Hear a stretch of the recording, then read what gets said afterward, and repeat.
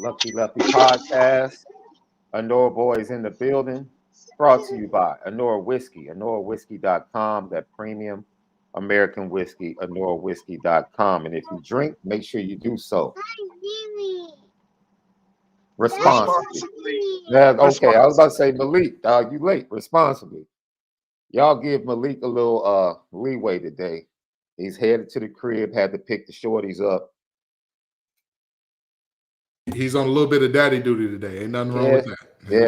As you can see, we have our brother Ken Gibbs from Locked On Wolfpack, Locked On ACC, Locked On College Football Live. The man does many things, many talents. He probably has a nice smooth tenor baritone. You know what I'm saying? You know another job that I do? I do asset protection on the side. You know what that means? I prevent robberies like what happened to Mr. Paybooks. If you would have hired me, if he would have used my services, the brother would have got the negotiation. I'm just saying, if he would have used my services, we could have prevented that from happening. But that's neither here nor there. So Notre Dame fans, that's why he's here tonight. Mm-hmm. We're going to start the show off with, as always, our first segment.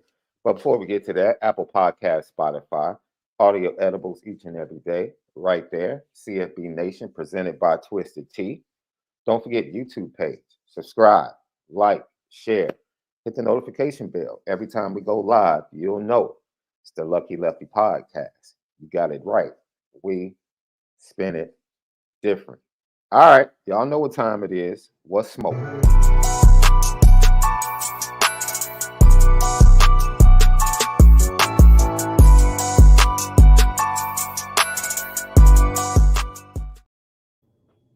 What's smoking? Brought to you by Onora Whiskey. Hey, transfer visits, big news. Quarterback, big news. Commitment at safety in the transfer portal, big news. Wide receiver commitment in the transfer portal today, big news. But we have to start with the one and only 2023 Bronco Nagurski Award winner, Notre Dame's own safety, Xavier Watts. And with that being said, this PSA is being brought to you by Ken Gibbs and NC State Wolfpack fans. Go ahead. Hold on, player. Don't you dare put that one on me. Don't you dare put that one on me. Because they already in here. Notre Dame fans been talking to you all day, bro. Absolutely. And I'll tell you this. I have not heard one succinct argument yet for, hey, this is why Xavier deserved the award over Peyton. I haven't heard one yet. People said, oh, well, he was, better in coverage and da-da-da. According to PFF, Peyton Wilson had a higher grade in terms of coverage. Peyton Wilson was 21st amongst all players in coverage. Xavier Watts was 114th or so. And here's the biggest question for me. This is what I keep asking Notre Dame fans. We will not accept any Xavier Watts slander tonight. But this is the thing. Let me say this. Because I need this to be said, because a lot of people, when they hear me talk about these things, they say, oh, you must hate the other thing. So let me say this, right? Mm-hmm. In terms of the playoff, I think all the teams that got in are phenomenal teams. In terms of the Nagurski winner, I think Xavier Watts is a wonderful young man, wonderful player. I haven't heard anything bad about the young man. I haven't heard anything negative about him at all. With that being said, it don't mean that the 4 teams that got in are the teams I think should be there, and that ain't the player that I think should have won the Nagurski. The reality is very simple. One question I've asked Notre Dame fans all day that I have not gotten a single yes to yet is Xavier Watts the best player on your defense to you? Is he the best player on your defense to you? No. I'll say no. He's not. No, he's not. He's not. So no, he's not. Just to make sure we got this straight here, he's not even the best. He's not even the best defensive back. So okay. Oh, all right. So he's not the. He's not. You know darn well Xavier Watts is not better than Ben Morris and Cam Hart. Stop. In coverage. No. In coverage. Yeah. Oh, wait a minute. How many of his interceptions came off tip balls from Benjamin Morris? That's called playmaking from Xavier. I'm not saying. You got to be kidding me. I'm not saying Ben Morrison Ben Morrison is a better cover guy for sure, but Xavier Watts is a playmaker. He's the better playmaker in the secondary. So how? But do y'all see? But watch this. Do you think if you ask any NC State fan who's your best defender, what do you think the answer would be? Number do you 11. think anybody would have an answer besides Peyton? If you ask everybody in the ACC, who is Peyton Wilson's best defender? There is no argument. There is no, well, Davin Van's really good. Well, Aiden White, he's played amazing ball. And Aiden White is one of the best corners in the country. I think that he is one of the most underrated defensive backs in the nation. Not a single soul would argue he means more, was more impactful, is a better player than Peyton Wilson. Not a single soul. So not a single soul? Okay, maybe people who bear the White last name. Maybe his mom and dad would say he's a little better. Maybe them. But anybody that he didn't come for their bloodline, I'm sorry to tell you, 9 times out of 10, nobody's going to say, Peyton Wilson, I'm not sure. We got to have a debate. It got to be some back and forth. He is the guy. And here's the thing. I'm not mad that, at the end of the day, I'm not mad at Notre Dame fans because he won the award. Y'all didn't vote on it. That was the writers and all that. That was their deal. The thing that I am mad about is why can't y'all just admit, hey, we got one. You know what I mean? We might not deserve it, but we got it. Hey, we did it. Definitely got one. When the NFL was having all that controversy with Jawan Taylor lining up as slot receiver when he was supposed to be a tackle and sitting up there kick stepping 3 seconds before the ball was snapped, I was cool with the offensive lineman. I was like, hey, listen, we cheating. You know what I mean? If they don't call it, we going to keep doing it. That's what we going to do. Hey, all right with it. The ones I had a problem with are the ones who sat up there and said, everything we're doing is legal. It's by the book. It's by the code. The rules are written in a way that allow you to get an adjustment step before you start a play. That is not true. That's not the way the rule was written. Again, just be honest. Just be honest. Because here's the thing. I do think that there are multiple Notre Dame players that in the past have been robbed of awards. Mayor of the Mackey. You're looking at Big Quentin Nelson in terms of him not winning any of those interior offensive line. Absolutely. I would never sit here and say that. If any of y'all watch the Locked On Wolfpack page when I'm live tweeting the game, I will gladly admit, oh yeah, the refs definitely gave NC State a favor.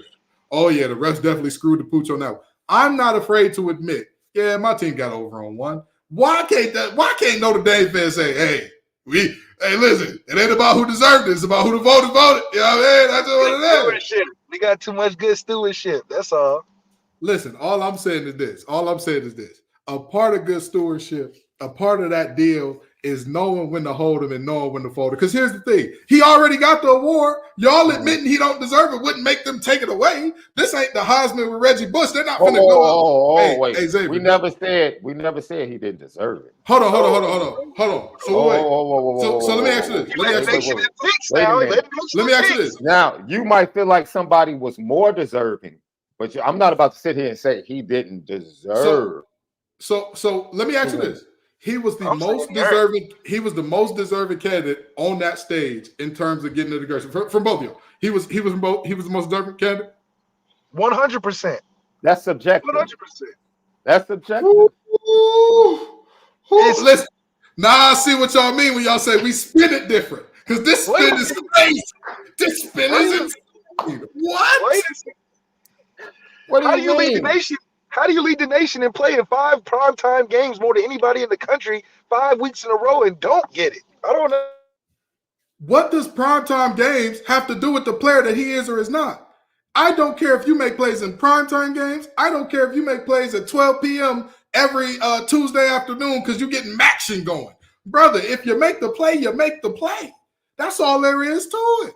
That's all there is to it. And also, I also want to say this, okay? A lot of people said to me, well, Kenton, you got to understand. Xavier Watts was making big plays in big, meaningful games. And that's something that, he just did at a higher level than anybody else. On the top of, let's be honest. Mm-hmm. The man's life story is amazing. Yeah. They did a special on his life story on Fox. Right. They did it on ABC, and they did it on ESPN Game Day. All of that stuff gets the name and the face out to the voters. Yeah. It definitely had an impact. It's no different than the Heisman. Yeah. But that's my problem. Now, I will agree with you on that. But that's my problem. When it comes to awards, all of that stuff matters. It shouldn't. But here's my deal, right? My deal is this. If I was to ask the average Notre Dame fan, you start a college football team, you get your choice of these two players to start your roster off with, Xavier Watts or Peyton Wilson. You telling me that the average Notre Dame fan says, hey, I'm 1,000% starting my team off with Xavier Watts. Come on now. Of all the things in life that we should be, for real is the first one. First of all, we talk offline. I want number 11 in Chicago. You already know. And listen. I want him on the Bears. So you know my affinity for the young man. And here's where I'll end it at. In terms of playing primetime games and all that, y'all got an exclusive deal with NBC. Of course you're going to be in the primetime game. Who else are they going to play? What else are they going to? But more importantly than that, NC State beat more teams that are ranked right now than Notre Dame. With all due respect, that's just the facts. That's not me making something up. So if your idea is, hey, who played in bigger games, who made bigger plays in bigger games, this man, Peyton Wilson, put up a 15 tackle and a sack and a forced fumble against the biggest rival that the school has in North Carolina. Against Clemson, nothing much, just a pick six that turned the game in the NC State's favor. What more was the young man supposed to do? Was he supposed to go to the ACC execs? Hey, listen, don't put me in no more 3 p.m. games. You put me in another 3 p.m. game, I'm going to be outside your house saying, I just want to talk. And for those of you who are from the areas like I'm from, you know what that means. Don't go outside with the intention to talk. If somebody's standing outside saying they just want to talk, don't do that. Don't do that. It's not a good idea. So I don't understand what the point was. I will say, these awards, like you said, there's no way Michael Mayer should not have won the MAC. Absolutely. Absolutely. I agree with you. Ridiculous. I agree with you. Quentin Nelson not winning that. And somebody talking about Rocket Ismail not winning the Heisman. Absolutely. Yeah. My heart is with you. My heart is right there with you.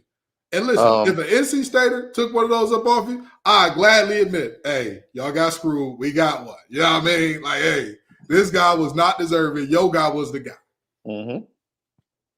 There's some offensive lines at Notre Dame that did not receive Best Offensive Line Award. Yeah. That should have. I agree. As a group. I agree. All right. So your angst, I fully understand. But I understand why the vote went the way of Xavier Watts. I do, because I understand how these awards work. They don't always go to the guy that did it on the field the best. Absolutely. I'm not sitting here, dude. If the medicals check out, take that second round pick, I'll go the second round. And go get Peyton Wilson. Well, if the medicals check out. Here's the deal. He's a top 10 pick if healthy. Yeah. I talked to pure talent.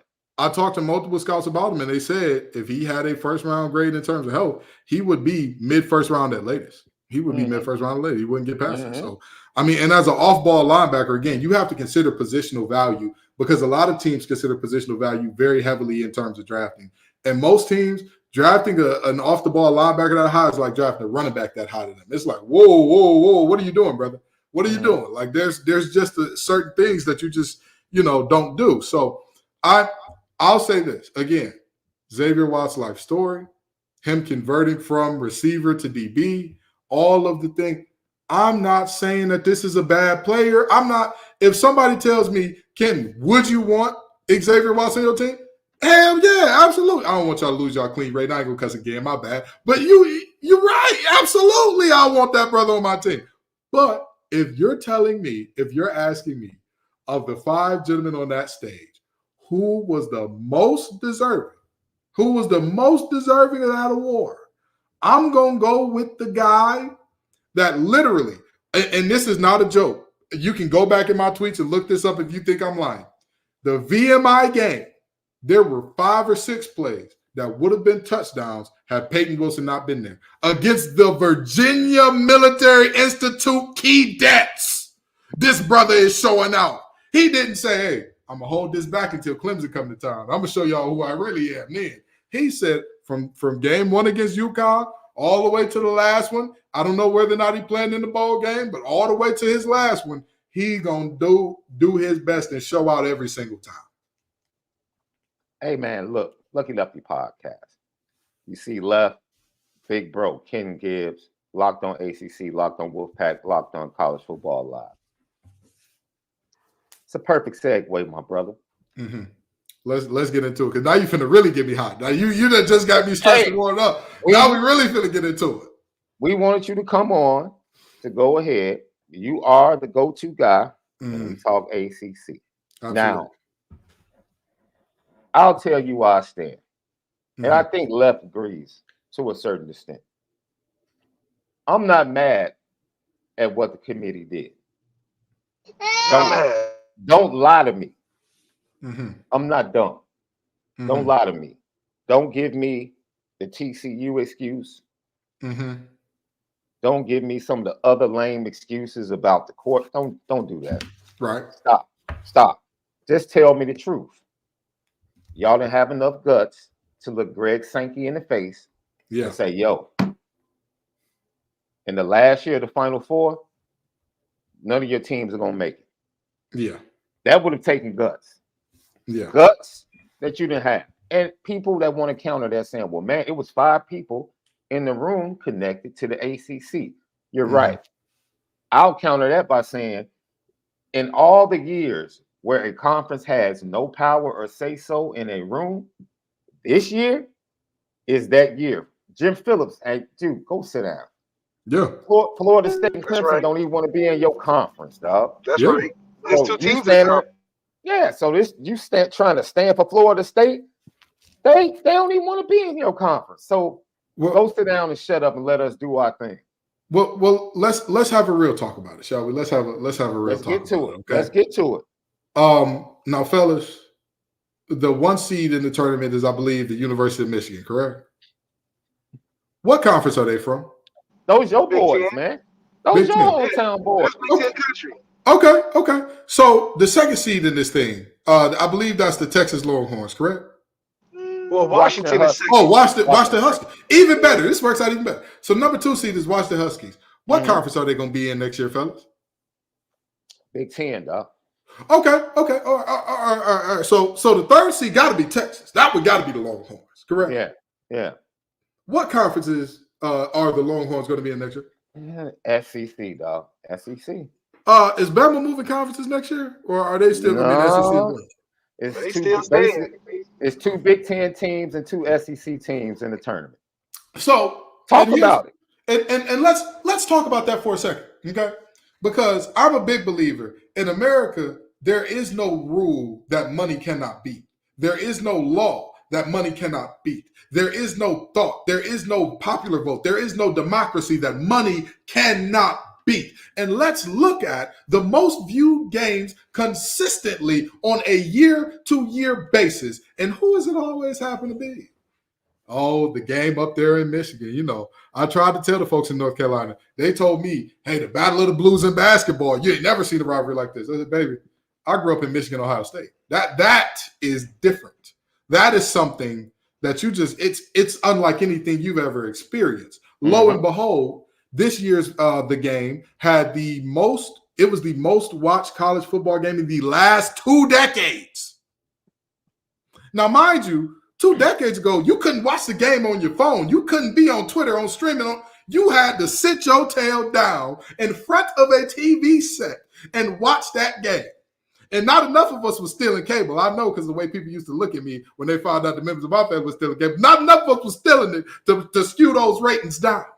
So, with the reality of what we're looking at here, let's just be honest. It was all about the money of this thing. It was all about getting SEC and Big Ten teams in this thing, because there's not a single metric, there's not a single an iota of an argument that does not apply, that applies to Florida State, that doesn't apply to the other teams as well. Oh, Florida State looked terrible against Florida. They played with their backup, and he just looked so bad before the concussion. Sure. How did Alabama look against Auburn? An Auburn team that attempted attempted, not completed, attempted 15 passes in the entire game before the Hail Mary. How did Alabama look against them? A 6-win Auburn team that just got boat raced in that same Jordan Hare that's supposed to be so big and scary by the mighty New Mexico State Aggies. The boys from Albuquerque came through and took over that trap. But I'm supposed to believe that game means less than Florida State beating Florida by a larger margin than they won by. With their starter, by the way. With their starter. So what you're telling me is you trust Alabama to get better in the weeks following with their starter who's been their starter all season. Oh, wait, he wasn't their starter all season because he got benched earlier in the season. Then Florida State would get better with a backup having a full month of prep to get the timing down, to get the rhythm down with Keon Coleman and Johnny Wilson, those two freaks of nature on the outside. A backfield of Tofili and Benson. That's what you're telling me. And I'll tell you what, I know for a fact that Bama got in because Nick Saban is on the Mount Rushmore coaches, because this Bama team got a soft chin. I'm willing to bet whatever that Michigan runs through that team like they are wet tissue. Whoa. This is the Bama Invitational. Okay. What are you talking about? And guess Bama, what? meaning this is Alabama's space to play. This is what they do. Okay. How did Auburn Michigan compete? Has been abroad since How did Auburn Auburn compete in that game? How did Auburn compete in the Iron Bowl? What did they do? How does Michigan compete in big games in general? Auburn rubbed their chin and said, Alabama, you got some real nice A-gaps there. It'd be a shame if somebody were to run the ball directly through them. but you know that Auburn, Alabama will always be a rivalry. Bryce Young had to go throw a game-winning touchdown against them. Florida State and Florida not? But Florida State and Florida not? How do they not? How does Bama get an excuse for that game being close, but Florida State doesn't get an excuse for them and UF being close? The reason why is because more Bama Auburn games are close than the Florida State games, because the Florida State games are usually decided by a quarterback. Because Florida State lost their quarterback, Florida doesn't have a great one. It was a stalemate, like watching Louisville versus Florida State. But if you look at the Bama Auburn game, even Bryce Young had to throw a game-winning touchdown because that game is always tough at Auburn's place.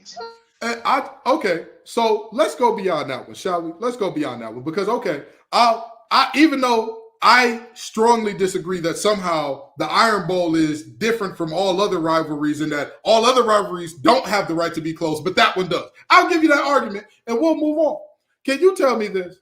A lot of people are telling me, well, King, the reality is Florida State just looked terrible without their quarterback, and that's all that matters. That's, you don't believe that they win a game, and look what happened to TCU. Let's talk about that TCU argument for just a second. So TCU went to the playoff and got blew out in the semifinals, correct? No, incorrect. They were double-digit dogs against Michigan. They had no chance. Max Duggan is he's not going to play nowhere next year. He's going to get ready to sell insurance. Oh, Quentin Johnston can't catch the ball. He's big. He's athletic. When you get it to him and he finally hangs on, he can do something special. Is he going to hang on? Oh, that running game. They're linemen are undersized. Max Duggan, he's selling insurance somewhere. But here's the deal. Did that insurance salesman beat University of Michigan? Yes or no? Yes. Did he win? Oh, okay. So I'm told that these teams can't get in because of a team that beat Michigan last year. What? What are we doing here? What are we doing? If you believe that, FSU doesn't have the metal to get it done, doesn't have all that stuff, let me tell you something. Jared Verse is going to be in that green room shorter than my hair to wait to get his name called. You understand? I'm bald, baby. That's Ohio, by the way. I'm extra bald. I'm not normal bald. I use the bevel blade. That's how bald I am. That's how long that man gonna be waiting in the green room. That defensive line, Braden Fisk, 3 sacks from an interior defensive lineman in a conference championship game. What are we doing here? He can't throw touchdowns. None of them can throw touchdowns, which is you got to score to win. So here's the question. Can you win a football game without throwing the touchdown? Because I heard a guy by the name of Greg McElroy. I can't remember what his alma mater is. I can't remember. But I know that he said you can't win a national championship with mediocre quarterback play. Now, wait a minute. I remember Greg McElroy playing against the Texas Longhorns way, way back in the day. I can't remember what team he played for. We'll figure that out eventually. Now, Greg McElroy won that game by saying, here you go, Mark Ingram. Good job, brother. Way to go ahead and get me 40. Here you go, Trent Richardson. Way to go, get me 40. What are we doing? He only won because the quarterback of Texas got hurt. But do you see? But wait. Do you see? But do you see my point? The score of that game was not a low score. That was not a defensive battle. Even despite the quarterback being hurt, there were 50 ways to win a game. The same way there's 50 ways to skin a cat. The same way there's 50 ways to show your dominance. Not allowing a top 20 team is shunned. Not allowing a top 20 team in the end zone is shunned now. That's a bad thing now. What is that? No, because it's a beauty pageant. You got to win in style. You got to have some style points. 66 points in a championship game deserves to get in the playoffs the next year, in my opinion. And here's the deal. Here's the deal, right? So regardless of how you look at it, I'm not really for all the shenanigans in terms of, oh, well, all the outside things should matter. Oh, well, you know, this guy, he saves kittens on his day off, and that's why he should get the award. Oh, well, this team is from the mighty SEC. And here's another question I have, and I'm gonna let y'all go ahead and cook on this one for a second, because the SEC can't get evaluated against anybody else at this point. They've told us that. They've said it out loud. The committee's shown us that, because the SEC had a losing record against the ACC this year.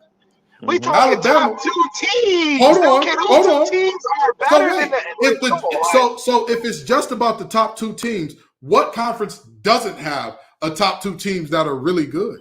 What conference doesn't? The ACC, okay. The Big East, the Big 12. So you're telling me that, all right, this team doesn't have, or this conference doesn't have 2 good teams because of what? Because Louisville lost to Kentucky? Well, I thought we just said that rivalry games are different. They don't count the same as regular games. Now, which one is it? Is it Uchiwali or One Mike? You got to help me out. I can't give you both, Lefty. I can't give you both. We got to go with one and stick with it. So you got a Louisville team that had a top 20 offense, top 20 defense all year. Regardless of whether or not you say that loss to Kentucky is this or that loss to Pitt is this or that, that's a top 20 offense and defense all year long. And so if you want to say they're bad, that's fine. But at that point in time, what you're saying is, if you're not one of the best 3 to 4 teams in the nation, you're not a good conference, which then means the Big 12 ain't a good conference anymore. So how did Texas get in? With a loss to Oklahoma. Come on now. Come on. What are we doing? Again, every argument that you make against what's the one thing that you noticed from all of those teams you said, especially the playoff teams? They all have a premier quarterback. Florida State doesn't have one. They judge it off of that. So question. JJ McCarthy is not stopped. He's premier to the college football standard. I mean, so let me ask you this. He's not premier. For that team, he's premier. So when Bama beat Texas, right? When Bama beat Texas, even if we say they only do that because Colt McCoy gets hurt, right? The reality to me is very simple. If Colt McCoy was on that field, was he going to tackle Trent Richardson? Because that was the problem. It would have been a tighter game, though. That was the problem. The problem wasn't that Texas couldn't put up. Texas put up what, 24 points or so in that game? That was a very different time offensively. 24 points against that Bama defense is like, oh, hold on now, you're doing something here. They put up offensively. They did what they were supposed to do. I ain't never seen Colt McCoy make a tackle against a guy like Derrick Henry. I ain't never seen that. And you're telling me that if he was healthy, all of a sudden we have a different outcome based on what? Based on what? I don't know about outcome, but we know we have a better game. Like, for instance, Jordan Travis on this very same Florida State team, I guarantee you the 2 games that they had to finish without him wouldn't be close. Wouldn't be close. So, and I agree with you. I agree with you. But my problem is they're being judged off of playing. This young man, Brock Glenn, was slow dancing at prom about 8 months ago. What are we doing judging their offensive performance based off what he did? That boy wouldn't come nowhere near a field in terms of the playoff. Tate Rodemaker was going to be the guy, and Tate Rodemaker had been in that system for long enough to where he knows what to do. He just would need to get more timing and more of the acclimation down to, all right, I'm with the ones now and not with the twos. Things move a little differently. What? How many backup quarterbacks? Nobody wants to watch that. I mean, in terms of the fact that nobody wants to watch TCU. This is not Ohio State, Cardale Jones, when Ohio State could have me, you, and Sean play center, quarterback, and running back, and we still win the championship. That's not Florida State's team. Florida State team has to score offensive points to be in the game. And the three other teams that are in the playoffs are teams that need to score points against their defense. If you go in there and just put Florida State's defense against those three teams, they will get embarrassed because there's no way in the world that they can keep up with points. You have to score to win. The defense that shut down the Heisman winner, Jay Daniels had his worst game of the year against them. What are we doing? Left. I'm not about to disrespect this and Burst and no, dog. I'm not about to do that. Deloach, now, they might get tired late in the game because they might be on the field a lot, but early on they would shut down any offense. And the only offense quarter and a half. But at some point, them 3 and outs are gonna add up. That would be in the second half. That would be in the first half.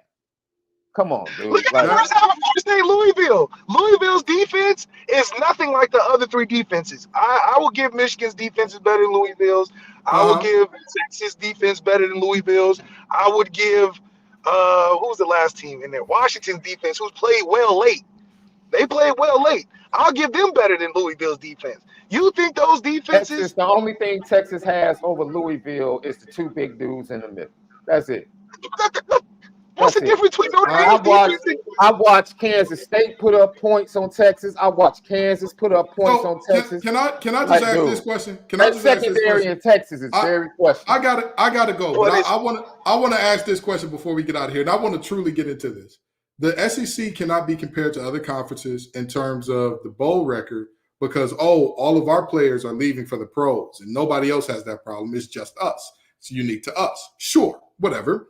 And then the head-to-head against the ACC, they lose, and it's, well, y'all didn't play any of our best teams, and that's what matters. The SEC is not one of the conferences with an out-of-conference winning record against Power 5. The ACC is. And yet somehow, if you color swap those jerseys and we get Alabama and LSU having the game that Florida State and Louisville had, defensive struggle of the century, I tell you. Boy, that Nick Saban sure can coach some defense, can he? But when it's Norvell and Brom, it's, this is ugly. This is nasty. Nobody wants to see this. This ain't – I don't understand. If the on-the-field record during the regular season doesn't matter in evaluating these conferences, then what does? Is it just the stars? Does the ACC need to start shaking down 247 sports and rivals? I need to know, how can we evaluate conferences against each other if what they do on the field doesn't matter? I'm confused. Because college football is a very top-heavy thing, and we all know that, especially when you start ranking teams outside the 2 teams that are the best in the SEC, the distance between it. That's like saying when UConn's girls was winning all them championships that the Big East is somehow the best conference. No, the best conference had the 1 best team in it. But that doesn't mean that the Big East conference is better than the Big Ten in women's basketball, better than the Pac-12 in women's basketball. It's the one team that's so dominant, it makes the conference look better. You're proving my point. That's my point. That's my point. How can you say the ACC is bad? How can you say the ACC is bad if every conference works in that way, that there's 1 or 2 teams and everybody else is backwater pretty much in every conference? I want you to realize this for real quick, and I'm not even like being facetious or joking about this. I want you to name me a team out of the Big Ten West that you believe wins 8 games in the ACC. You think Iowa does? Next year or this year? This year. You think Iowa wins 8 games in the ACC this year? Minnesota? Absolutely. Wisconsin? Absolutely. Wait. You think Iowa? Iowa, yes. Because I know Iowa's defense is better than everybody in the ACC. What do you mean? What? You for real? Wait. So I just got told that Florida State can't get in because they can't score points. But now Iowa will beat everybody without scoring points? What? I said Florida State can't get in because they don't have a quarterback. And the committee definitely saw that, and that's going to make a difference. And Iowa does have a quarterback. That team does have a quarterback. You're just saying to beat ACC teams. You're saying to beat ACC teams. To win 8 ACC games. Yes, you don't need a quarterback to win ACC games. Look at Drake May. Drake May is one of the top 3 quarterbacks in going into the draft this year, and even him is not enough to win games in there. You're proving my point. You have to have a team. You cannot have one guy that gets the job done. Iowa does not have the offense to win 8 games in the ACC. Their wins came against the Big Ten West. It came against Purdue. It came against Minnesota. It came against those dog-water teams. Purdue would beat some ACC teams. Come on now. Come on. Wisconsin would win some games. Okay, you're right about Minnesota. I'm saying 8 games or more. I'm saying that you would bet, not even that you would bet, you would feel comfortable saying this team wins 8 games. If I drop them off in the divisionless ACC, where they could, who knows what their draw is. They could get a great draw where they avoid Florida State and Clemson. They could get a terrible draw where they get Florida State, Clemson, Louisville, and NC State.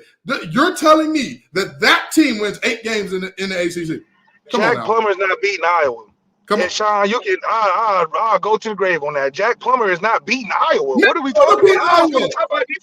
Minnesota beat Iowa. What are we doing here?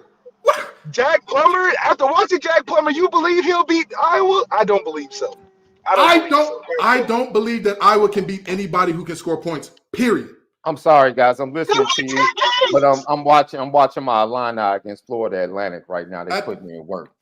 At the end of the day, this is there are a million ways to win football games. And I believe that Iowa has a way to win football games against bad teams. They do not have a way to win games against any team that is decent to good or better. I'm sorry, they don't. They don't. What team They've shown it. Okay. They've shown it. Would NC State beat Iowa? Is that the question I'm being asked right now? Absolutely. I have no doubt in my mind about that. I have no doubt in my mind about that. If you drop NC State off in the Big Ten West, they look like Jesus reincarnate. They look like the second coming. They would look. The Big Ten West is trifling. Tell me, who do you think is the second best team over there? Because Iowa won it. Who's the second best team? Wisconsin. And you think that Wisconsin team, you could drop them off in the ACC, 8 wins. I got you. 8 wins. Not 8 wins. Not 8 wins. But next year they'll win some. But that's my point. That's my point. So how do we evaluate these teams? How do we judge these conferences? Because at the end of the day, if your conference is 1 or 2 teams, and they're all on the same side of the divisions, by the way, I got a mighty strange feeling that maybe your conference isn't all that it's taught up to be. There's just a chance for me. So, I mean, the reality is very simple for me. The math and the calculus is very simple for me. The SEC gets to use the too many players in the pros excuse. For the postseason, the regular season, you have no excuse. Y'all lost head-to-head to everybody. Bama lost to Texas. LSU lost to Florida State. Y'all lost out of conference time after time after time. And you want me to then believe, so what that your best team lost to a Big 12 team in a conference that's terrible? So what that your Heisman winner lost to a Florida State team that allegedly can't score no points? That is supposed to be a conference that I say is so much better than everybody else that it's unfathomable to leave their champ out. Stop it. Stop it. Get some help. I hate to quote a Tar Heel, but in the words of Michael Jordan, stop it. Get some help. All right, I got to go. I know y'all fans going to talk about me when I leave, but I tell it like it is, like it ain't, what it could be and what it can't. And that's how I see this thing. I love y'all, brothers. I'll see the Lucky Lefty podcast later. Great being with y'all, man. I've got Ken Gibbs, Locked on ACC, Locked on Wolfpack, Locked on College Football Live. Go follow him right now, TGIF_Ken. We appreciate you, brother. I just want you to vent. I want to give you that hour to vent. I appreciate y'all having me. I needed to let that. I needed that release, brother. After 2 snubs back to back, I needed something. The anger was pent up in me. See y'all brothers later, man. Ken Gibbs right there, man. I knew us talking about Xavier Watts was going to get him going. Lucky Lefty podcast. So we come back, we're going to hop into the portal. Got 2 big commitments and a big visit date coming up in Notre Dame. It's the Lucky Lefty podcast. We spin it different. Welcome back, Lucky Lefty podcast. CFB Nation presented by Twisted Tea. That's the best. Yes, sir. ONORAWhiskey.com and also MalikZaire.com for that Onora whiskey. You might as well use it as a nightcap. Marcus Freeman does. Onora whiskey. Last evening, Jordan Clark, transferred defensive back from Arizona State, committed to the Notre Dame Fighting Irish. He is the son of Ryan Clark, host of The Pivot, and also ESPN personality, and also former Super Bowl defensive back with the Pittsburgh Steelers. Legacy can never go wrong with legacy player. Never. If you missed it yesterday, Malik did a fabulous film breakdown of FIU wide receiver transfer Chris Mitchell, who committed to Notre Dame this afternoon. He's in the fold. Go check out that film analysis over at the Lucky Lefty YouTube page. Malik did a fabulous job. Malik covered the young man, called the Florida International game this year. Very good breakdown on what he could be. You'll love it. It's right there on the YouTube page. That's right. So those 2 commitments out of the portal left. What are you thinking with those 2 guys joining the Notre Dame program? Well, you talk about attention to detail, and it's always, you can never have enough nickels. So to be able to get a guy with legacy, it's a way better fit in my mind to what can happen in terms of how it impacts the team. And anytime you got legacy as a player on your team, it's going to affect it in some way positively. I think for him to be a matured version of what he probably was coming out of high school will be better for us than what he probably was at Arizona State. And hopefully having that experience, he's able to play at that level that his dad did, which is a high level, and make an impact for our defense at that nickel position because we need it. And then for a receiver-wise, it's great to add a piece in the room that you can put around other guys and can and have compete to be better. I mean, he had top 5 in receptions last year, but also the run after catch and the yards after contact that he was able to accumulate through the season to show that from his size, he's not a number 1 receiver from his size, but he's a very, very, very good 1B or number 2 that you need to be able to have in that room, not only to reset, but to challenge the guys in the room who a lot have very experience and untapped potential in there. Chris Mitchell is a veteran guy, how Sam was in the quarterback room, but it'll be a different translation because receivers tend to, work off of each other a little bit better than the quarterbacks do. So for him to have that experience and also in-game experience, I think is going to help develop the room faster, but also challenge them to be competitive. Something that Mike Brown, coach coming in for the receivers, can really work off of. And for Chris Mitchell, I mean, just to be himself, I mean, to go in there and have the production he has is something to really be excited about, because you know that if it does go his way, it's a high potential that he'll come down with it. And that's got to be a huge comfort blanket for these quarterbacks, especially them being young. And hopefully he comes in early enough they can start getting the chemistry down. The only thing I'm concerned about is the chemistry, because I still think the number 1 receiver has to come from within the room. I don't think we can hire a number 1 outside of or in the transfer portal unless he's like, Marvin Harrison Jr. or something. I absolutely believe what you're saying, Left, and I think it bears watching with this young man, the versatility. One thing, we talked about this earlier on IB. Notre Dame got caught with the pants down because of injuries. And when the 2 outside guys that they had got injured, they recognized that they only had inside guys in the wide receiver room that was healthy. So they have to target outside guys in the transfer portal. At least 2, maybe even 3. Yeah, I mean, at this point, I don't mind taking an overload of receivers because somebody got to shake out of it. Somebody's got to be the top dog in that room. Somebody's got to be willing to be like our D lineman recruit out of Florida that's coming in and saying, I'm taking somebody's spot. Mm-hmm. I mean, straight up, that's the attitude change more so than a talent change needs to happen in that room. And I think having Mike Brown being added to the room, as well as the fact you get guys like Chris Mitchell, guys that are accomplished, it gives something of the room to be proud of and also to chase after. Because, I mean, his receptions last year probably more than anybody next year, but it's something to shoot for if he's in the 70s range. Absolutely. So now we move to what we recognize as one of the biggest recruiting days. I said recruiting because this is what the transfer portal has become. One of the biggest recruiting days coming up later this week at Notre Dame as quarterback Riley Leonard visits Notre Dame. It's the same day as wide receiver transfer from Clemson, Bo Collins, visits the same day as Riley Leonard. And then we have wide receiver Josh Kelly transfer from Washington State on campus, checking out the program as well. Let's start with Josh Kelly, Left. I know you really like this dude. He brings an attitude to that position, boy. As like you watch him in that game against Colorado, boy, he was woofing at Travis Hunter. He was letting Travis Hunter know, I'm about to give you this work today, boy. Yeah, I mean, that's surprising. We usually don't get guys with that much edge at the receiver position. You usually get upstanding citizens, guys that got 4.0s and valedictorians and Habitat for Humanity volunteer type of people at the receiver position.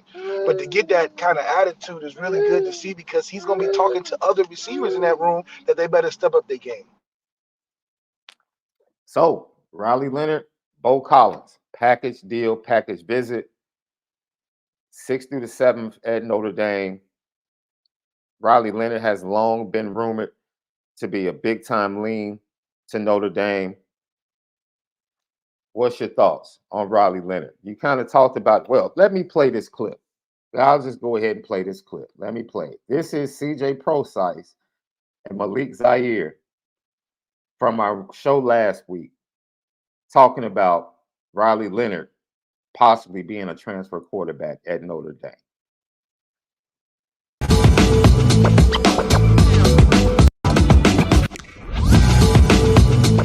Going back to the 8, we're going back to the same well twice.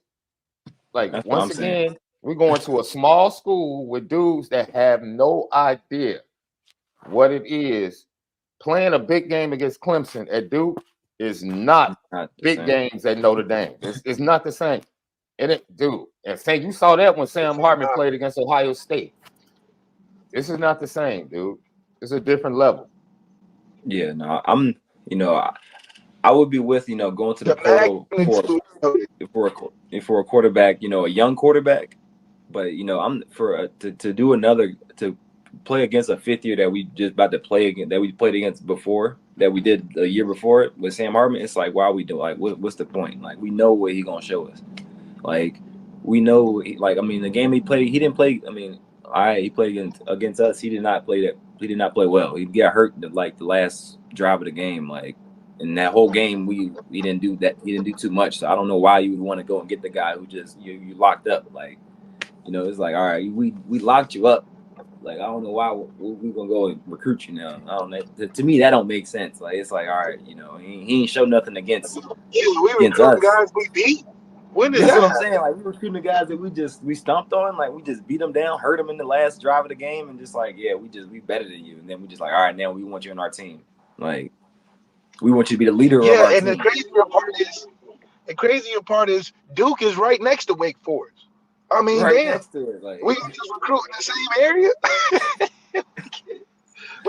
All our talent is in North Carolina or what? Because I mean, at least like Sean brought up a really, really, really good point. Sean's point was that at least Jack Cohn won a Big Ten championship. Yeah. And I think we confuse numbers for progress. One thing Coach Sanford said to me that I've never forgot was, don't confuse hard work with progress. He said you can watch film all damn day. Sam Hartman can have every record in the book. 50 games plus played, up there in the top 5 for touchdowns all time, 12,000 passing yards. But what did he really win?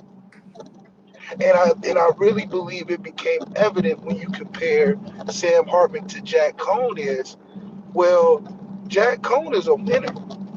Jack Cohn won 11 games playing half the time. Jack Cohn put up 500 yards passing in a New Year's Six bowl game. Didn't he like dislocate his finger or something and came in and threw us? Popped it back in and threw the game-winning touchdown. That's what you want. Yeah, Jack Cohn tough. Jack Cohn tough. Jack Cohn and he played and had moments. So for us, you know, we tried to get the decorated guy. And I think there's only 3 types you can really get. You can get a decorated freshman, a super talented, untapped potential guy with a year or 2 years left, or you get a guy that's a winner. And the guy that's a winner usually isn't in the transfer portal. Yeah. Once again, that show was last week with CJ Prosice right here on the Lucky Lefty podcast, talking about Riley Leonard and possibility that he will be the next quarterback at Notre Dame via the transfer portal. It is a shame. A shame. Go ahead, Lefty. I was just filling in with what I thought you was about to say. I mean, you guys have strong opinions as former Notre Dame players that, you know, we just shut this dude down defensively. And now we're going to get him to bring him to lead us, you know, to a championship in the playoff. You know, I will say this. He has a better skill set, in my opinion, than Sam Hartman. In what way? Because I think he runs better than Sam Hartman, but we got a bunch of running backs. No, dude. Well, I'm going based upon the fact that he's going to be drafted higher than Sam Hartman. So he has more. He has. Sam Hartman's only what 5'10", 5'11", maybe soaking wet. So from just pure physical skills, he's probably a more dangerous quarterback. That can be. He has a better chance of being a playmaker in college football than Sam Hartman. He is no different. His skill set is no different than Tyler Buckner's. He just slightly stays healthier. First of all, you're being mad disrespectful. He's way better. I gotta talk about my guy Tyler Buckner now because your boy, you mean your boy? Your boy he just gave up football for lacrosse. You really want to have that conversation today? Yeah, I want to have a conversation. Because gosh darn it, Notre Dame, you done messed my guy up so bad. He's been abused for so long that he's coming back and saying, you know what, I'm gonna hit the Jordan Faison reverse card. I'm gonna walk on to lacrosse. They said they got a spot open. They just lost the guy in Faison. I'm gonna pick that spot back up because it's a symbiotic relationship, 2-way street, trade. They give us Faison, we give them Buckner. Gosh darn it. That's the disappointment we've been faced with in the quarterback room so bad that the man said I had to go to the pinnacle of college football to still realize that this ain't Left, you say he's pulling the reverse walk on? The reverse walk on. I mean, I have never seen the type of actions that quarterback room has caused. They hit the man so bad. Oh man. His transfer portal was so hard he had to go play lacrosse with his sister. His sister played lacrosse, right? Was she on the basketball team or something? I mean, my goodness. Left. And so that's messed up, man. Because I don't see no difference between him and Riley Leonard skill set wise. What is Riley Leonard really in the game that you watched against us versus Duke? Did Riley Leonard show you anything to where you're like, man, if he was on our team? See, Left, this is where my point comes across.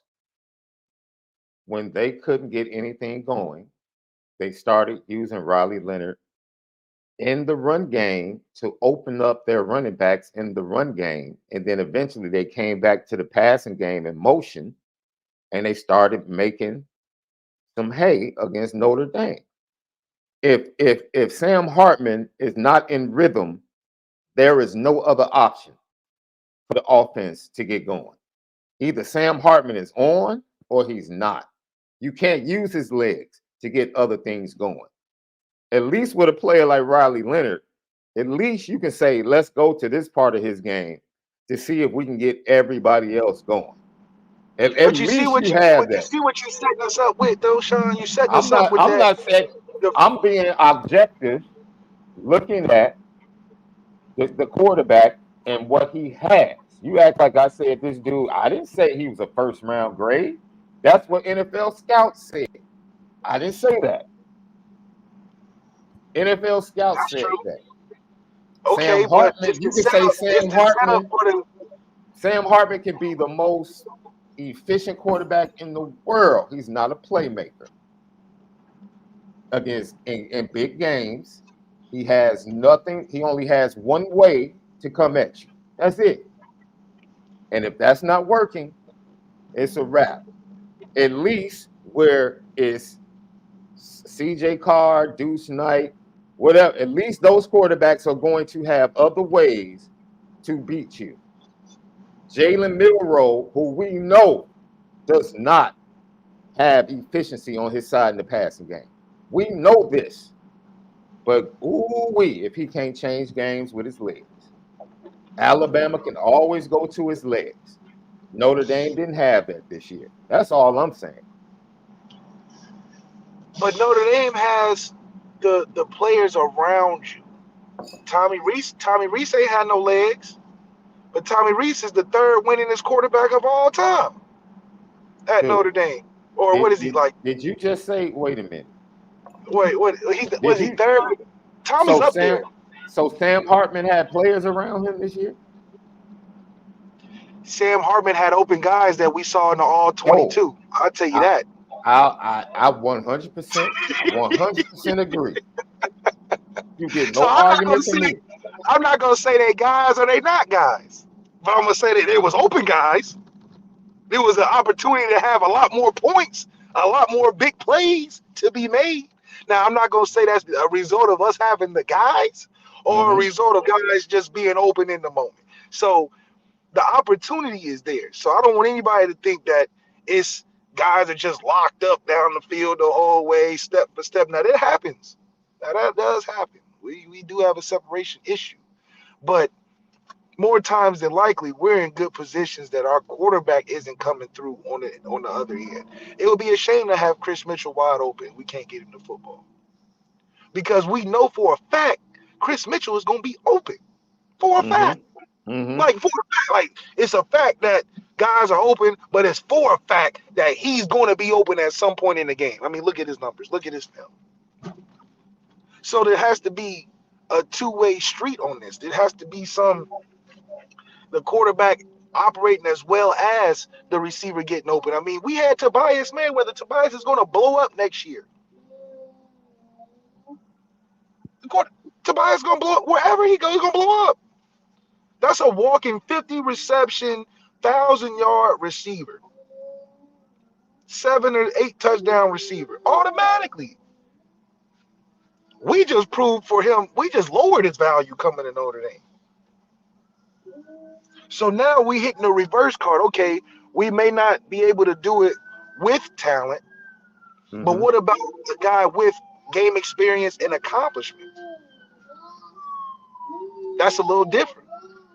A guy that almost doesn't know any better. You know, them guys that just go in there and just the super strong dudes that go to the weight room and just pick up 500 pounds, don't even know that was 500 pounds. They just start lifting it. That's better than the guy that you heard about in the gym just throwing up all that weight and goes in there and barely does 275. So I do think that Chris Mitchell has all the things you would need to where development isn't as of importance, which is why I think he's a great second receiver, 1B type of receiver to come in and just produce. We're not asking you to lead the drills and show guys what to do necessarily. We just need you to be open. That's what we hired you for, just to be open. Maybe not be the main guy, because I don't think he's physically big enough to be the main dude. That's why I think he went to FIU. Can I tell you the flowers that were thrown at your feet today on Irish Breakdown? See, don't throw no flowers at me. Throw weights. You know, flowers a little Okay. feminine. Well, dude, it's a phrase, man. Like, oh my God. That's what I'm talking about, though. You can even the phrases will get you. Just say throw weights. There's people throwing weights at me. Hey man, look, you can throw flowers at my feet, dude, if it means you give me a compliment. I'm all good. However you want to phrase it. Flowers, Twix, Reese's bars, however you want to phrase See, it. say Dude. that, yeah. Throw some candy at my feet. Polo shirts, polo hats, whatever you want to do. Oh, yeah. It's Christmas time now. I like how you threw your items on there. I mean, if I'm customizing it for myself, I got to throw the polo in there, left. Now, So, do you wear the polo shoes too? Because that's a whole nother swag. I have on polo slides right now. See, slides ain't the shoes. No, I have a pair of polo sneakers, but I'm an Air Jordan guy. So Okay. yeah, I do. Air So polo Jordans. stops with you to the socks. It just only gets to the socks. You know, polo from the neck to the socks. No, because I'm not that match Okay. dude when I dress. Like, I'll go brand with polo. I do like my polo accessories. I cannot lie. That's right. But I don't wait to wear polo accessories only when I wear polo. I mean, I wear polo socks every day. They do be comfortable. Just about. Man, super socks. comfortable, bro. That's right. Super comfortable. So, no, the compliment that was given to you, I asked, what is the same question I asked you yesterday? What is your expectation for a number one receiver at Notre Dame as far as receptions? And I said, I asked Brian Driscoll and Ryan Roberts, would you want the wide receiver room to be like the 2018 room, which had 250 reception guys and a 40 reception guy? Or would you rather have the 2014 room, which had a big time number one guy and then a 40 reception guy, a 39 reception guy, along with a 29 reception and 23 reception guy? That's right. If you were going to choose, though, between those two rooms, which one would you want this Notre Dame wide receiver room to be like in 2014? Would you want the true number one guy up top with the rest, or three really good guys?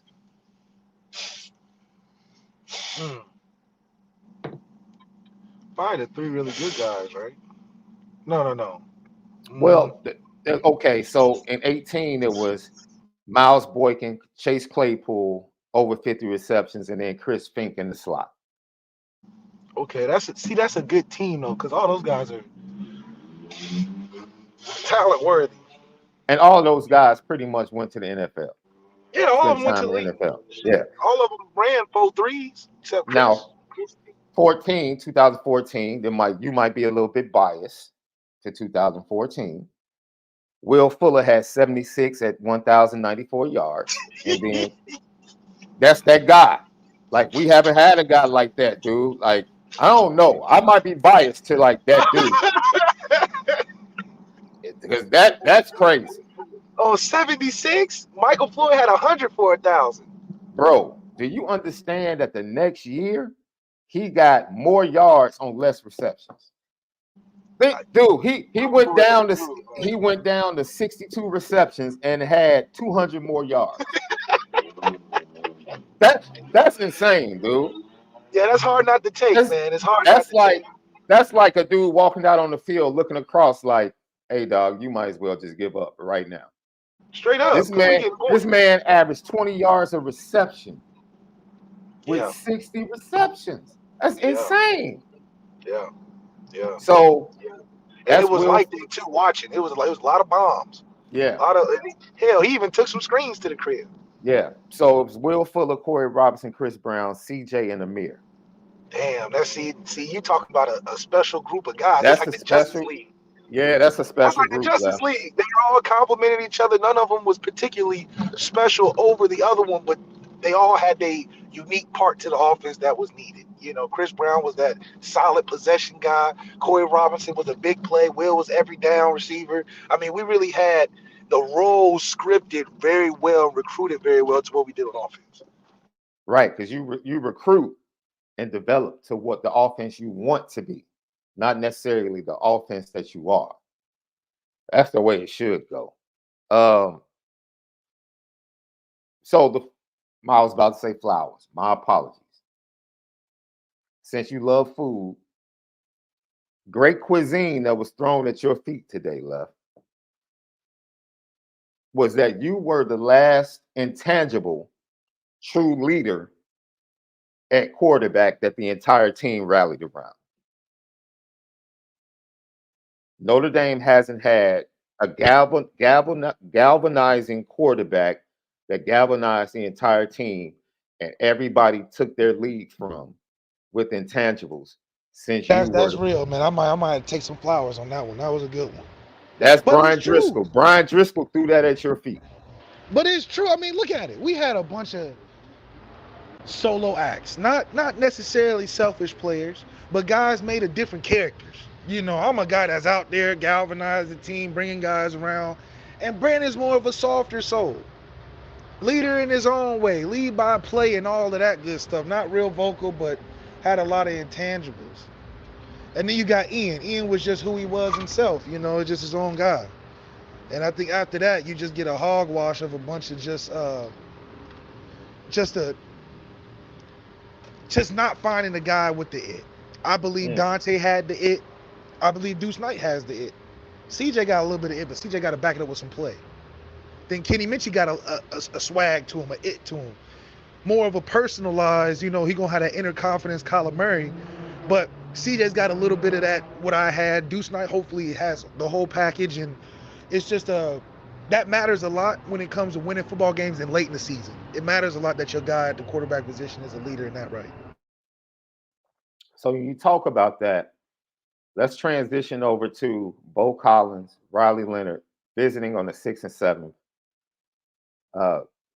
Riley Leonard, according to reports, was at Ohio State today. I don't know how much of a chance Ohio State has because a lot of people seem to think it's a done deal with Notre Dame and Riley Leonard. What is, in your opinion, the excitement level that fans should have with Josh Kelly, Bo Collins, and Chris Mitchell possibly being on this team with Riley Leonard as quarterback? What's the excitement level for Josh Kelly? Yeah, because we know that Bo Collins is a 6'3", physical receiver for Clemson, was usually the potential explosive plays downfield. But at the same time, we had a Tobias. So I really don't have an expectation. I have more of a somebody got to make it happen. We need actualization. Because what was the word we had? Execute. We had to get rid of that. Actualizing what we should have on the field. So if you could take Chris Mitchell was in the fold, if it came down to Bo Collins and Josh Kelly, which one would you take?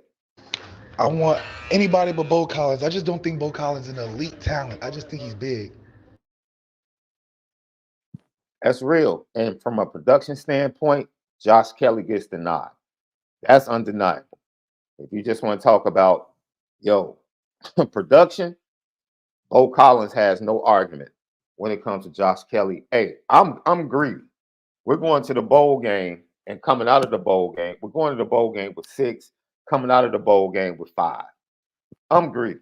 At this point, I'll take 4 receivers in the portal. I don't care. Get 4 dudes that can produce right now. Right now. Give Mike Brown 4 dudes that can not only produce, but can be people that the young receivers can look at and say, okay, those guys have a track record of getting it done in big games against really good competition and great competition. That's how I need to get better as a wide receiver. It's one thing to have a coach, but it's so much better to have players the other guys can look at. And see, I can drop this little nugget, right? Because I told you guys, my final word on that situation from last week was on Saturday. But I will drop this little nugget. One of the things that impacted Braylon James that possibly led to him making his own decision to jump into the portal is that when he got to campus, the only veteran receiver, this is according to him, The only veteran receiver that came to get him every time he went out, came to get him when he got something to eat, came to get him when it was time to work out outside of regular workouts, was Lorenzo Styles Jr. And when Lorenzo Styles Jr. transferred, the guy that was leading the way for that youngster was all of a sudden gone. And that impacted that young man in multiple ways. So I'm not saying that to connect to anything else other than when you have young players, it's one thing to have a coach that they can look to. It's a whole nother thing to have veterans in that position room that are doing it that they can look to as well. It matters. And even more than production on the field, it's going to be very important for these veteran receivers that come into the program to lock in with the young receivers, to show them the way to being, I don't want to say a professional because they're not professional athletes, but the way to operate in excellence at the position and get better at your craft. That's the added value for going out and getting these guys in the transfer portal. Lucky Lefty Podcast.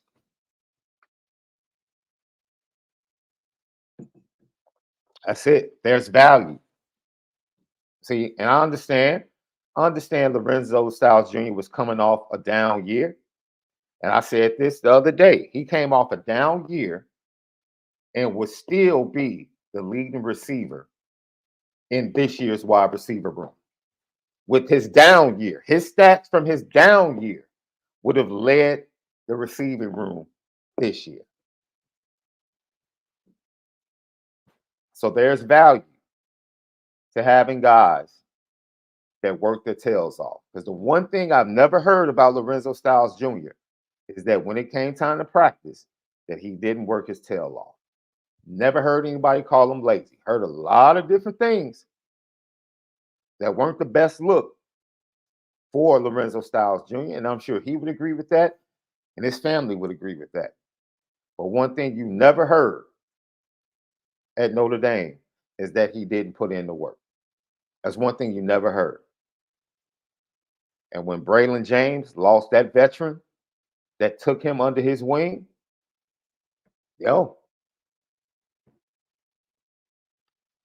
so you guys are looking at production. I'm looking at what these youngsters need. I'm thinking about Cam Williams. I'm thinking about Logan Sadate.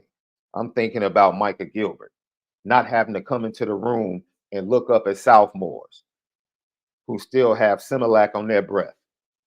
They're still babies. They're still trying to learn how to be guys in college football. This wide receiver room, it's almost like what happened last week turned into being a blessing in disguise, right? Because the veterans were still going to be Deion Colzie, Jaden Thomas. But can you really depend on those guys as far as availability? They're off injured. So how much can you depend on those guys? So the vets for your youngsters that were going to be dominating the wide receiver room, Tobias Merriweather, that's the guy that was going to be the leader for guys to look up to. I mean, it was very worrisome of how things were going to turn out.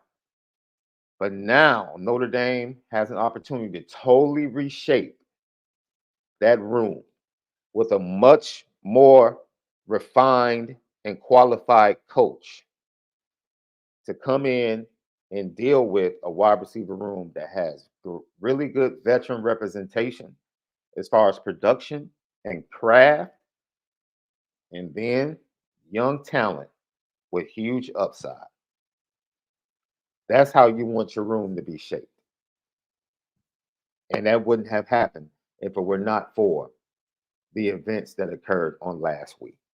As catastrophic as most of us felt when everything was going on, at the end of the day, It turned out to be a great opportunity for Notre Dame to reshape everything. It really did. And we'll see if they can close the deal. If you're telling me that we lost these guys, and in turn, we turned that into Riley Leonard, Josh Kelly, Bo Collins, and Chris Mitchell, along with Greathouse, Faison, K.K. Smith, Cam Williams, Logan Sadate, and Micah Gilbert.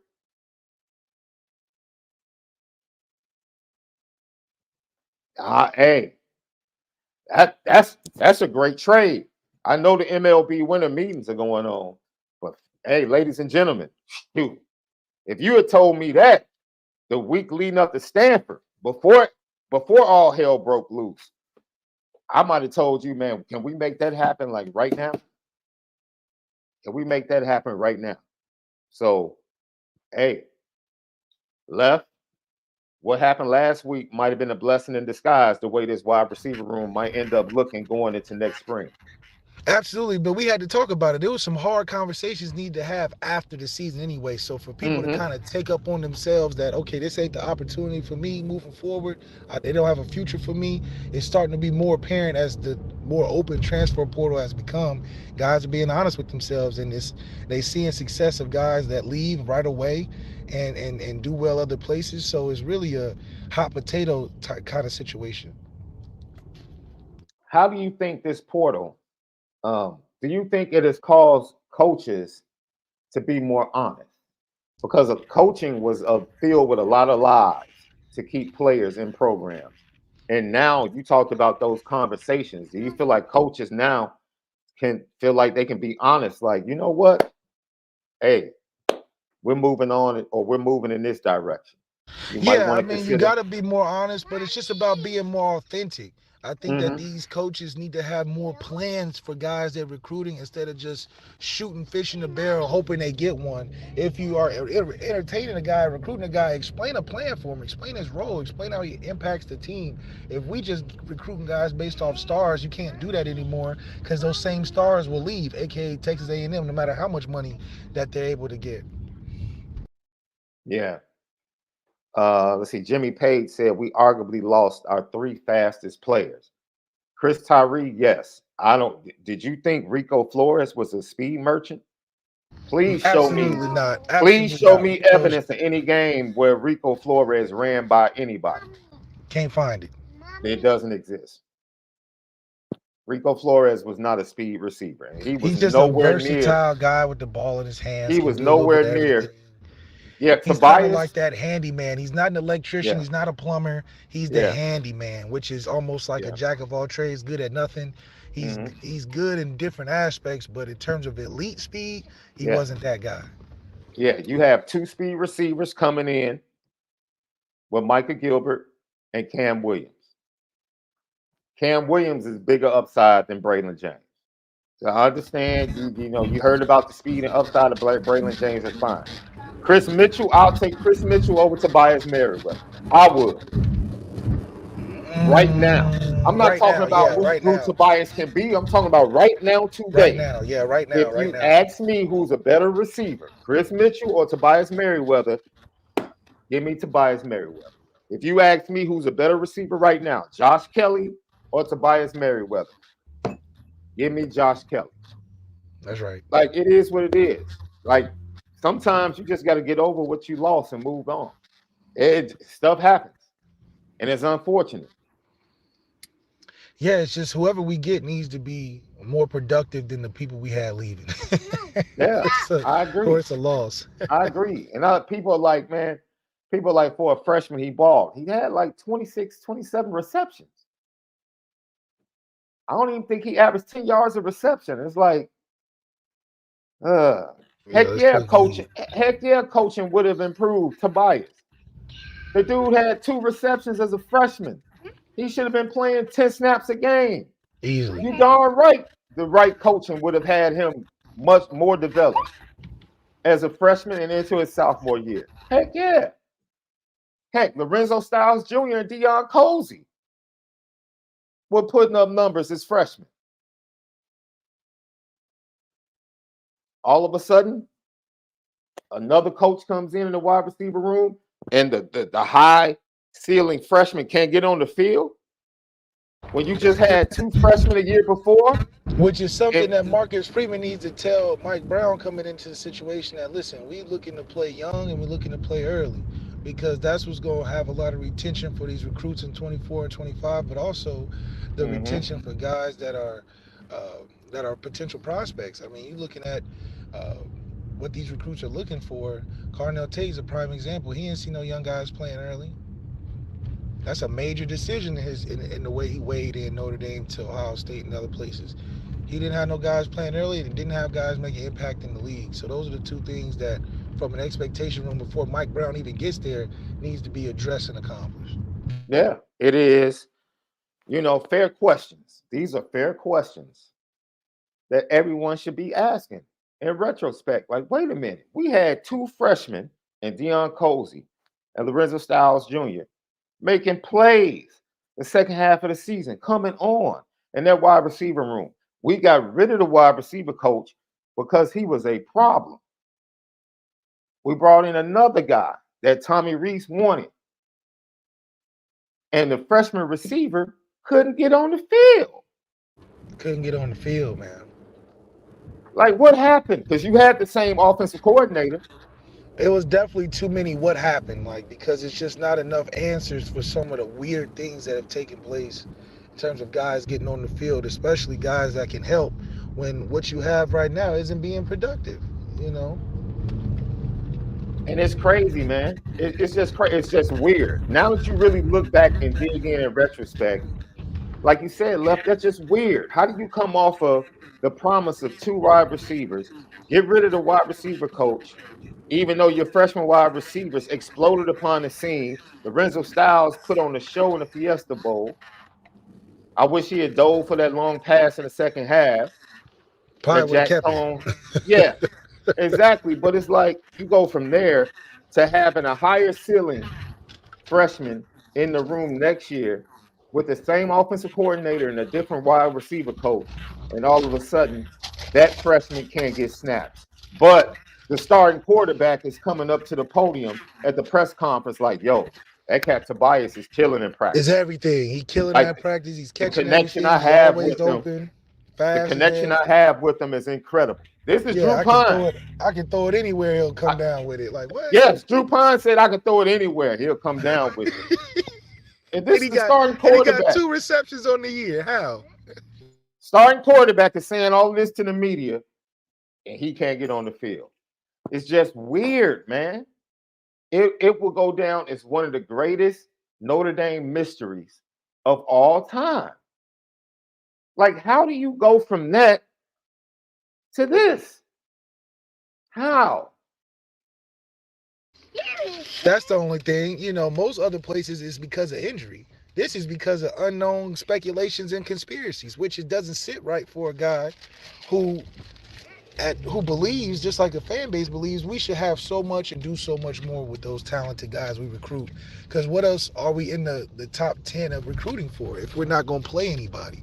If that's the case, we might as well just recruit these 3 stars that pop on the scene, that seem to do better in the offense, that doesn't support receivers like it should, which goes back to Riley Leonard. If Riley Leonard can't throw great play action, I don't want him. We should have any guy that wants to transfer have a play action, throw it deep contest. Who can throw the best post, deep post, over routes, drive routes? Who can throw the 15 and longer type of throws? Because that's the only way that I see a transfer coming in benefiting us outside of guys we have already.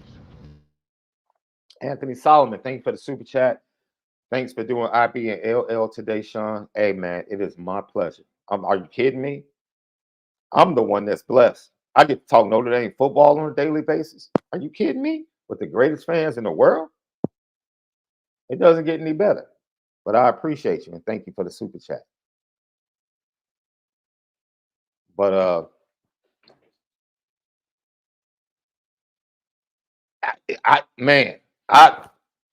I'm confused, man. I'm just like you guys. And dude, the Tobias Merriweather transfer hurt me more than anybody that left. And shout out to Chris Tyree, who went back home. He committed to Virginia today. Happy for the dude, right? because the young quarterback he has is a baller, an absolute baller at Virginia, an absolute baller. And I believe that program is on the rise. The way they played the second half of the season, they had some really big wins. So if Chris Tyree goes in there, he's probably going to be the guy or one of the guys, and hopefully he puts in enough work and puts forth tape that's going to get him to the next level and allow him to get to the NFL. Man, Lucky Lefty podcast, boy. Yeah, I'm still stuck.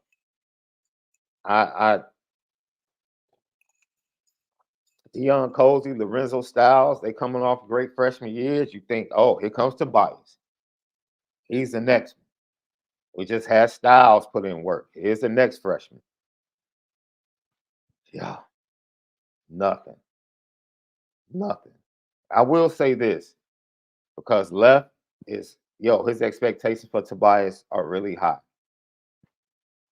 The young man averaged 20 yards per reception this year. That's not easy. It's not easy. That's pretty darn good. It's pretty darn good. Yeah, that's not easy to do. That's why what Will Fuller did with 62 receptions, averaging 20 yards of reception, that's we got to find a insane. way to replace that production. That's something Marcus Freeman has to study, is how do we get a 20-yard perception? Well, we had one, we just didn't use them. How do we get one that has the speed and impact that we can get in a transfer portal? Chris Mitchell isn't a 4-3 guy. However, the receptions add on to it, which is why you need elite physical traits to have a number one receiver. And I think we have it in the room. We just got to bring it out. Can I be honest, man? I'm tired of hearing about high-end speed guys at Notre Dame. I'm tired of hearing that. I'm tired of it, dude. Just give me some dudes that go on the field. I don't care if they run 4.4, 4.5. Give me some dudes that can get open. Okay, I just don't. I don't. That's fair. Give me dudes that are gonna get open and produce. Because they draw us in like, oh, you got to see what this kid's doing in practice. He's running by everybody. Then we get to Saturday, and there's nothing. Either they can't get on the field or they don't throw it to him when he's open. Which is a combination of two bad outcomes. You don't throw it to him, and when he's open, he's barely open. So for us, it's got to be a commitment to the receivers. It's just got to be a commitment. It wasn't a strong enough commitment last year. We tried to play somebody else's offense. This is the year where we commit to involving a receiver. If we're going to do all this transfer portal stuff, get more involved, then that needs to happen. Let me ask LL Nation, all of you that are in here, we appreciate you guys because we're about to be done tonight. We thank you for joining us prime time. And we'll let you know on the Lucky Lefty Pod Twitter X page what time we're going to be going tomorrow. Would you prefer the room had stayed the way it was? Or would you have preferred to go through the pain of last week to end up with the potential of what the room could be? LL question of the day. I'm going to sit here and let you guys type it in. Which one do you choose? Would you choose for things to stay? Tobias, Rico, everybody, Chris Tyree that you love. Would you prefer the room stay that way? Or would you prefer the promise and potential of the room and what it could be with Mike Brown as the wide receiver coach? Is the pain worth it? What you went through last week, do you think it's worth it? Irish Steel, thank you, man. The room is better now, in my opinion. Lilo Galante says the current situation. Terry Tyler, thank you for tapping in. Change 100%. Rob Tidoff, Rob, hey man, keep doing your thing, covering everything that you cover. I love your basketball takes, brother. Keep doing your thing. You guys follow Rob on Twitter X and also follow what he does. Talking basketball, I have to check on my Illini. They were playing good against Florida Atlantic. I think it was an 8-point game with like 7 minutes left. Roosevelt, one of our listeners all the time, really don't make a difference. Let's see. Giggity, change. Ryan Loftus says, can't call it too early to tell. Changes will make a difference in 2024. Greg, I prefer the promise of what Mike Brown would do with the wide receiver room. So the coach is the difference for him. Jimmy Page, man, I'm not going down that road, man. Answer the question. Wes Craven, I love the potential because the OF was booty this year. Anthony Solomon, room is better now, but the kids being treated better would be my preference. Kids being treated better, I think, is a huge difference outside of it, because talent is talent. Tobias was fast. All the guys that left was pretty fast, but the huge difference is relationship. Andrew Dillon, we did a full show on Mike Brown yesterday. Go to yesterday's show. The first 40 minutes was all about Mike Brown. You'll have all the information you need. Jay Henry, change room. Marcel, yep, I think it was worth the growing pains. Trust in Coach Marcus Freeman. Demont, Mr. Food Lover, I prefer next man up. If the guys we had wasn't producing, then I feel the youngsters deserve a chance, like the Braylon James. And Carberry Q, if it wasn't as toxic as some have said it was, it is better for everyone that was in the room. Home run hire? No, he's not a home run hire.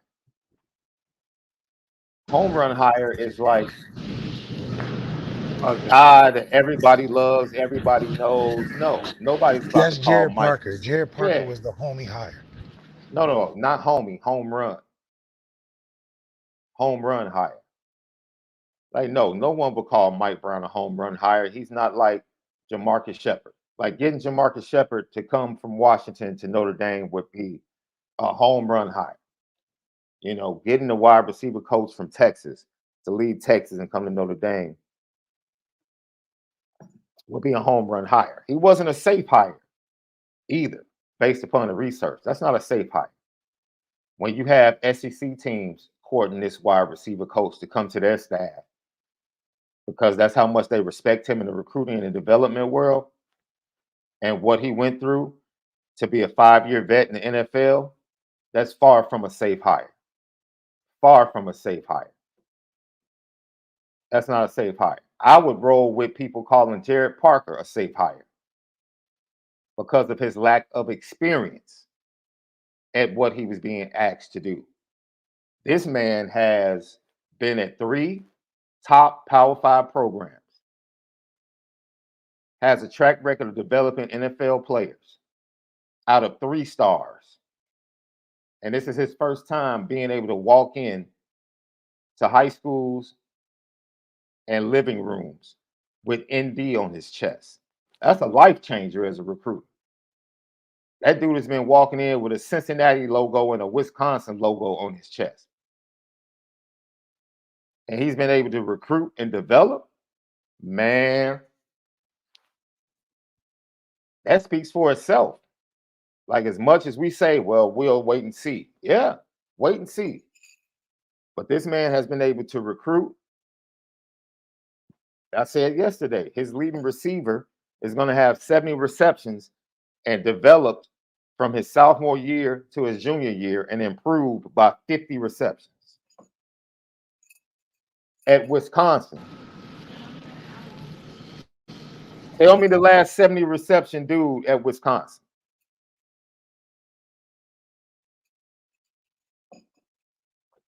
Maybe Abadaris back with Russell Wilson. Maybe. And I could be wrong.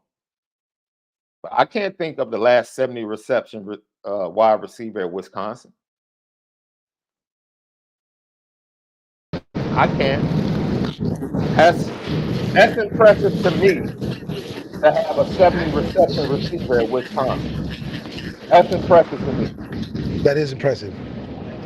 Yeah, it is.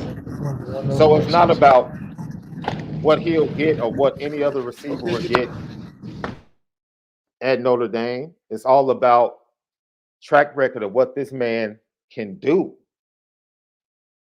Like what he has done is undeniable. And the young man, see, this goes back to what I said Saturday. Like people, people can only report. People can only report the information they have.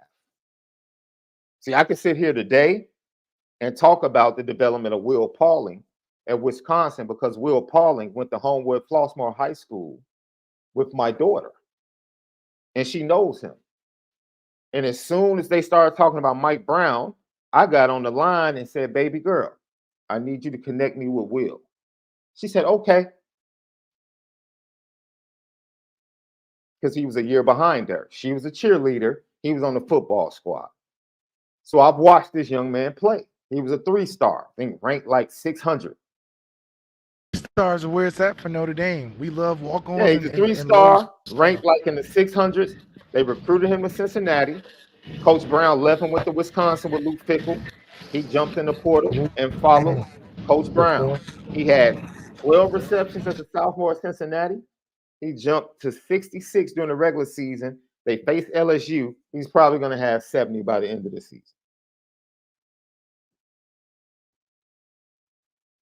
I finally get to connect. Yo, what's your thoughts on Mike Brown? He changed my life. That's all I needed to hear. I love that man. He changed my life.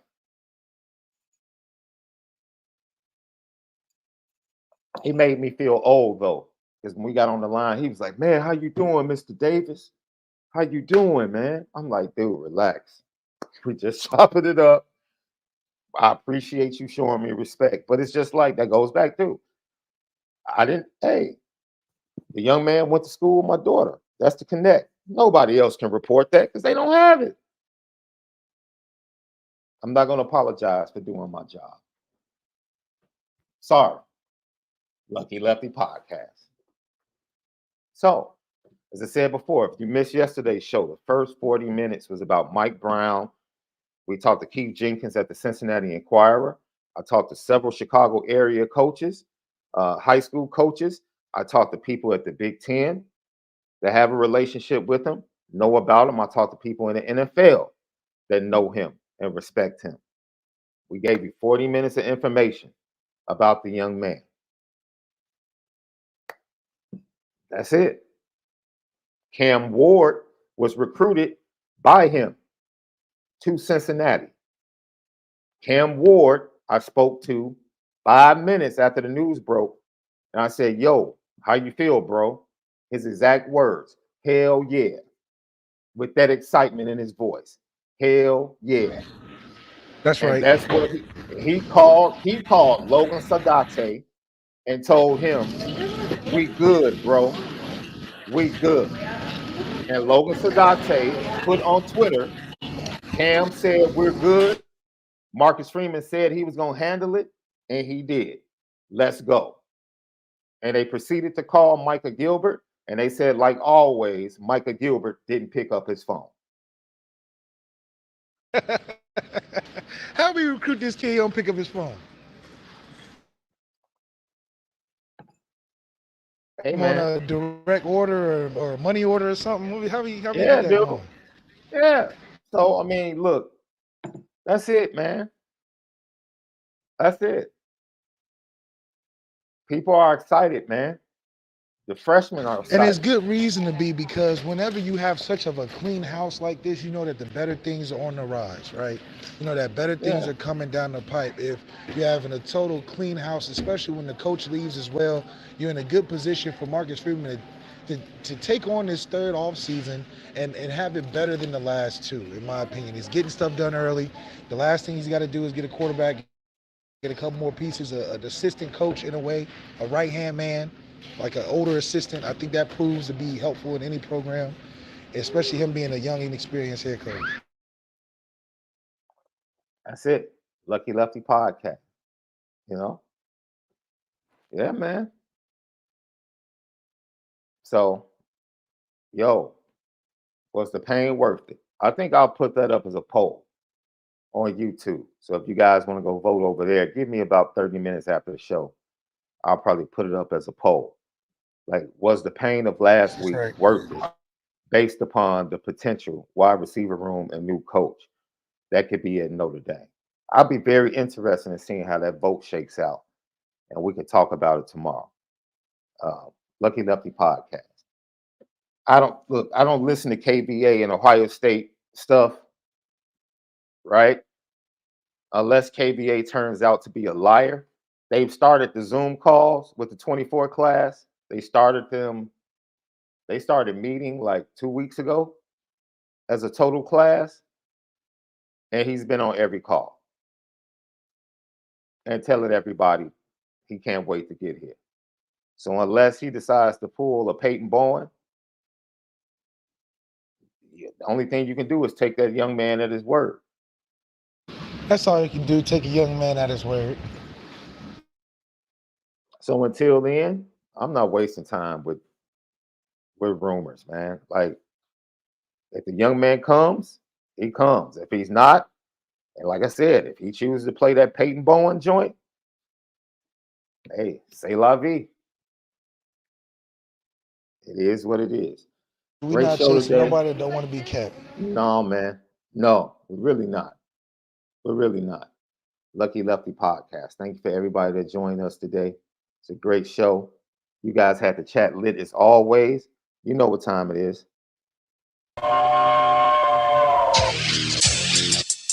Petticoat.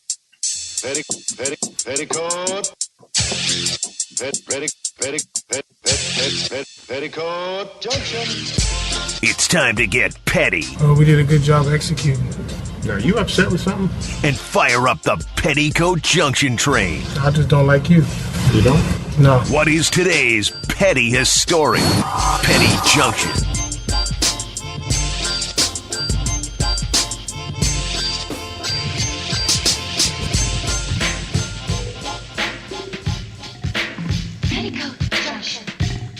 Petty Junction, Petty Story today brought to you by ONORA Whiskey at ONORAWhiskey.com and MalikZaire.com. For all your traveling needs during the holiday season, go to MalikZaire.com. Left, man, this Keisha Chavis, bro. She just keeps. Now I want to throw Joe Smith on the petty train too, bro, because they did a sit-down interview together. I'm like, man, you know what? I'm starting to believe y'all did this together to get both of your names out there. This stuff is ridiculous, man. It's ridiculous. Interviews all over the place, doing interviews, acting like it's super tension. You know, she's bringing up stuff about kid and play and all. Dude, it's throw everybody on the petty train. Everybody on the petty train. Let me tell you something, man. I don't know how to take it, but I don't know if you saw Columbus Short recently told a story about how he was in bed with his wife and Diddy called him at 2:30 in the morning trying to get him to come to the hotel.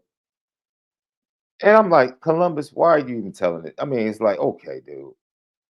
As a man, if that had taken place left, I promise you I would have never told anybody.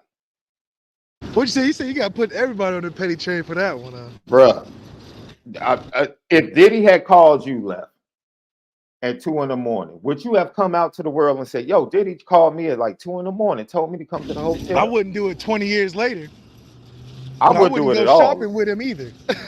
No, not at all. Because in my mind, I'm like, what made Diddy think that he could come at you like that?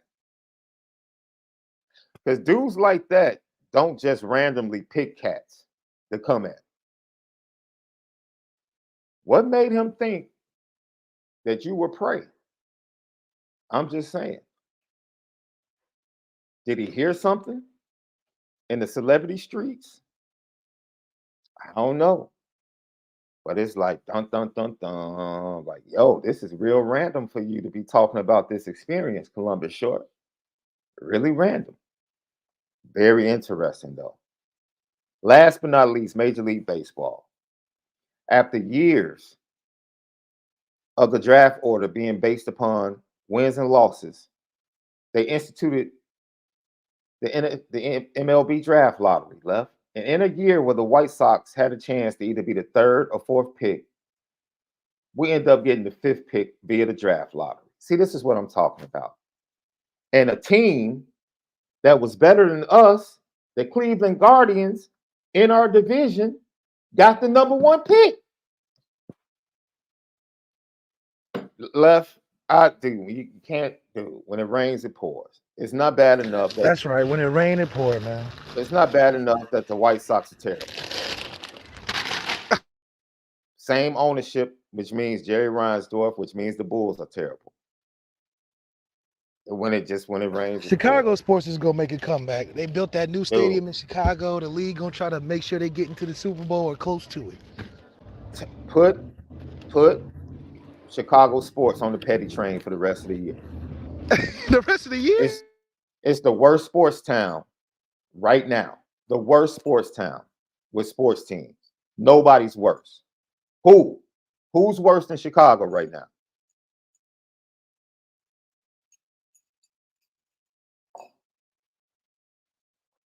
Who?